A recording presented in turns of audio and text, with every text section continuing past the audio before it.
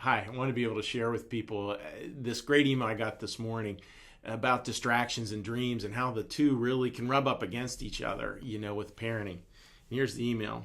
I was just thinking about the message of Sunday service. I had a thought. Every day, one of my dreams is to be a good mom.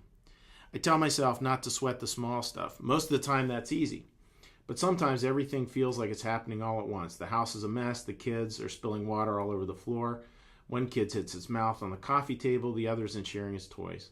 I'm trying to make a somewhat healthy meal and it boils over or burns while I'm comforting a child. Frustration sets in. These are my distractions from my dream of being a good mom. Sometimes it's a real challenge not to let this frustration take over. Sometimes this frustration makes me feel and act like a child. Every day it's a struggle not to let these distractions take over my dream. I really enjoyed that email because as a father of 5, I get it. My wife and I have both struggled with that. And one of the things I wanted to share is the idea that these distractions can actually be these wonderful teachers, right? These distractions, sorting through that can actually be a part of our spiritual health. Like the fact is we have a dream. We know what we want to be as parents. And so when we're not that, there's this sense of frustration, this sense of, wow, I'm being a child too, so get that. This sense of disappointment that we're not living up to it.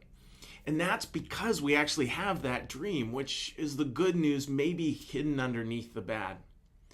And I think what God is asking us to do is to sort through kind of that outer layer of frustrations. And that as we do, our lives invert into a more positive way. In other words, as we deal with the distractions, those start to help our ego become more and more quiescent and helps our true self come more and more to the fore.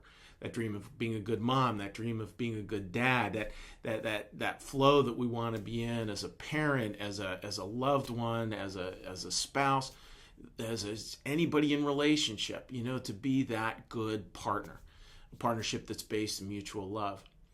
Eckhart Tolle phrased it this way. He said, we fall through our life circumstances. We fall through our life circumstances into our life. We fall through the distractions into our dream. We fall through our fears to get to what we love. And the great news in all this is that in God's economy, nothing's ever wasted.